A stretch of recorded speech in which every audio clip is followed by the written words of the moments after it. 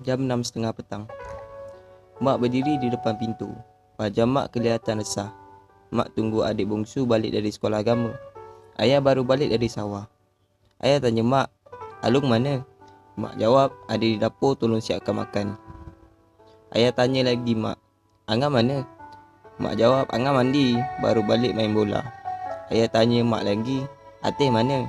Mak jawab, Ateh, Kak Cik tengok TV dengan Alang kat dalam. Ayah tanya lagi, adik dah balik? Mak jawab, belum, patutnya dah balik. Basikal adik rosak kot. Kejap lagi kalau tak balik, jom kita cari adik. Mak jawab soalan ayah penuh yakin. Tiap-tiap hari ayah tanya soalan yang sama. Mak jawab penuh perhatian. Mak ambil berat di mana anak-anak mak dan bagaimana keadaan anak-anak mak setiap masa dan setiap ketika. Jam 6:30 petang. Ayah balik ke rumah. Baju ayah basah. Hujan turun sejak tengah hari. Ayah tanya Alung, mana mak? Alung sedang membelik-belik baju barunya. Alung jawab, tak tahu. Ayah tanya Angah, mana mak? Angah menonton TV. Angah menjawab, mana Angah tahu? Ayah tanya Ateh, mana mak? Ayah menunggu lama jawapan daripada Ateh yang sedang asyik membaca majalah. Ayah tanya Ateh lagi, mana mak? Ateh jawab, entah. Ateh terus membaca majalah tanpa menoleh kepada ayah. Ayah tanya Alang, mana mak? Alang tidak menjawab. Alang hanya menggoncangkan bahu tanda tidak tahu. Ayah tidak mahu bertanya Cik Kia dan adik yang sedang melayan Facebook. Ayah tahu yang ayah tidak akan mendapat jawapan yang ayah mahu. Tidak ada siapa tahu di mana mak. Tidak ada siapa merasa ingin tahu di mana mak. Mata dan hati anak-anak mak tidak ada pada mak. Hanya mata dan hati ayah yang tercari-cari di mana mak.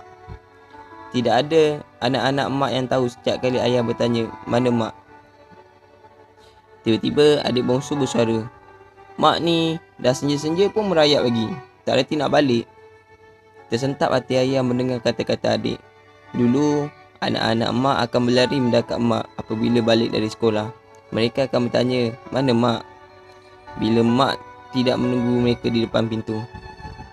Mereka akan bertanya, mana mak? Apabila mendapat nombor 1 atau kaki melecet main bola di padang sekolah. Mak resah apabila anak-anak mak lambat balik. Mak mahu tahu di mana semua anak-anak berada setiap waktu dan ketika ini.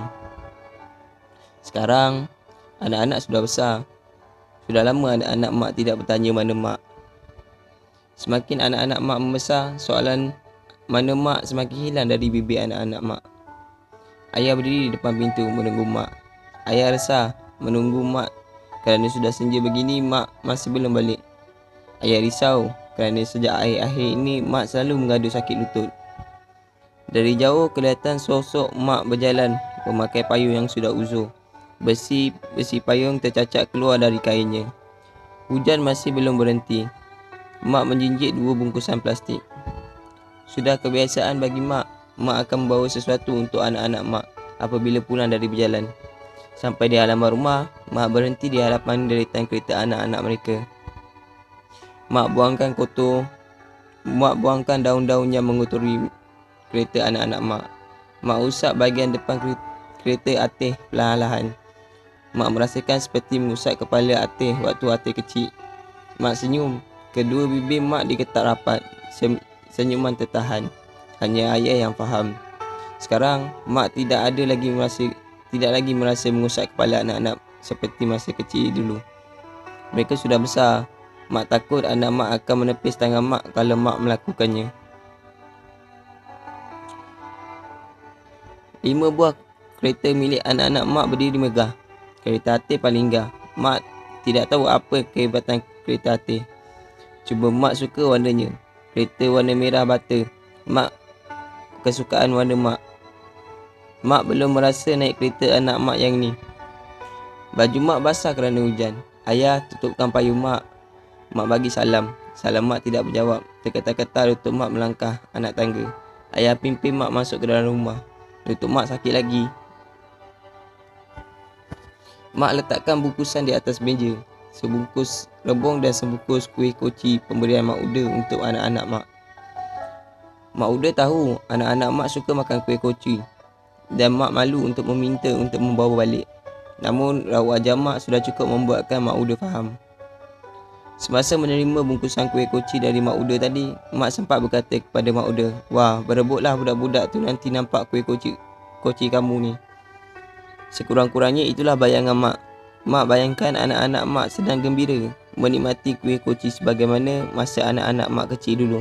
Mereka berebut-rebut dan mak jadi hakim pembuat keputusan. Seringkali mak akan beri bahagian supaya anak-anak mak puas makan. Bayangan itu sering singgah di kepala mak. Ayah suruh mak tukar baju yang basah itu. Mak akur. Selepas mak tukar baju, mak iring ayah ke dapur. Mak ajak anak-anak mak makan kuih koci. Tiada seorang pun yang menoleh kepada mak. Mata dan hati anak-anak mak bukan pada mak lagi. Mak hanya tunduk dan akur dengan keadaan. Ayah tahu mak sudah tidak boleh mengharapkan anak-anak melompat-lompat gembira dan berlari mendekapnya seperti dahulu. Ayah temankan mak makan. Mak menyuapkan nasi perlahan-lahan, masih mengharapkan anak-anak mak akan makan bersama. Setiap hari mak berharap begitu. Hanya ayah yang duduk bersama mak di meja makan setiap malam. Ayah tahu mak penat sebab berjalan jauh. Siang tadi mak pergi ke rumah Mak Uda di kampung seberang untuk mencari rebung. Mak hendak masak rebung masak cili api dengan ikan masin kesukaan anak-anak mak. Ayah tanya mak kenapa mak tidak telefon suruh anak-anak jemput. Mak jawab, "Saya dah suruh Uda telefon budak-budak ni tadi, tapi Uda kata semuanya tak berangkat." Mak minta Mak Uda telefon anak-anak mak yang mak tak boleh berjalan balik sebab hujan. Lutut mak akan sakit kalau sejuk. Ada sedikit harapan di hati mak agar salah seorang anak mak akan menjemput mak dengan kereta. Mak teringin kalau Atif yang datang menjemput mak dengan kereta barunya. Tidak ada siapa yang datang menjemput mak. Mak tahu anak-anak mak tidak sedar telefon berbunyi. Mak ingat kata-kata ayah, "Kita tak usah susahkan anak-anak. Selagi kita mampu, kita buat saja sendiri apa-apa pun. Mereka ada kehidupan mereka sendiri. Tak payah bersedih-sedih. Maafkan saja anak-anak kita. Tak apalah kalau tak merasa menaiki kereta mereka sekarang. Nanti kalau kita mati, kita masih ada peluang merasa anak-anak mengangkat kita kat bahu mereka." Mak faham, buah hati mak semua sudah besar. Alung dan Angah sudah beristeri. Atif, Alang, Cik Kiah dan adik masing-masing sudah punya buah hati sendiri yang sudah mengambil tempat mak di hati anak-anak mak. Pada suapan terakhir, setitik air mata mak jatuh ke pinggan. Kuih koci masih belum diusik oleh anak-anak mak. Mak Uda tanya Alung, Angah, Atif, Alang, Kak Cik dan adik, "Mana mak?" Hanya adik yang menjawab, "Mak dah tak ada." Alung, Angah, Atif, Alang, Cik Kia dan adik tidak sempat melihat mak waktu mak sakit. Kini mak sudah berada di sisi Tuhan, bukan di sisi anak mak lagi. Dalam isakan tangisan, Alung, Angah, Atif, Alang, Kak Cik dan adik menepah kubur mak. Hanya batu nisan yang terpacak. Batu nisan mak tidak boleh bersuara. Batu nisan tidak ada tangan macam tangan mak yang selalu memeluk erat anak-anaknya apabila anak-anaknya datang menepa mak semasa anak-anak mak kecil dulu.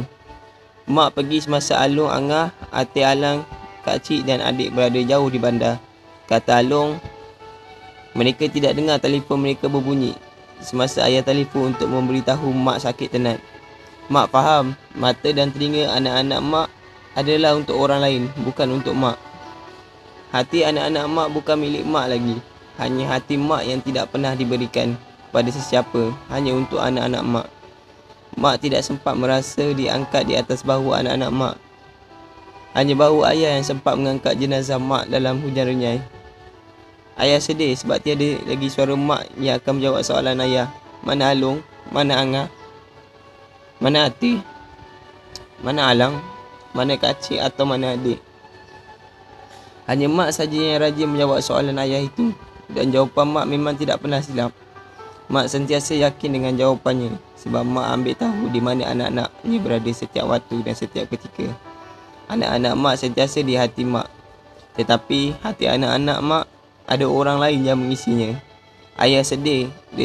Di tepi kubur mak, ayah bermonolog sendiri. Mulai hari ini, tak perlu lagi bertanya kepada Along, Angah, Atih, Alang, Kak Cik dan adik, mana mak. Kereta merah Atih bergerak perlahan membawa ayah pulang. Along, Angah, Alang, Kak Cik dan adik mengikut dari belakang. Hati ayah hancur teringat hajat mak untuk menaiki kereta merah Atih tidak kesampaian. Ayah terbayang kata-kata mak malam itu. Cantiknya kereta Atih bang. Besok-besok Atih bawa lah kita jalan-jalan kat Kuala Lumpur. Saya akan buat kuih koci buat bekal. Ayah, bangun. Suara Atih memanggil ayah. Ayah pingsan sewaktu turun dari kereta Atih. Terketak-ketak ayah bersuara, mana mak? Ayah tidak mampu berhenti menanyakan soalan itu. Sudah lebih 10 tahun mak pergi. Namun, soalan mana mak masih sering keluar dari mulut ayah hingga ke akhir usia.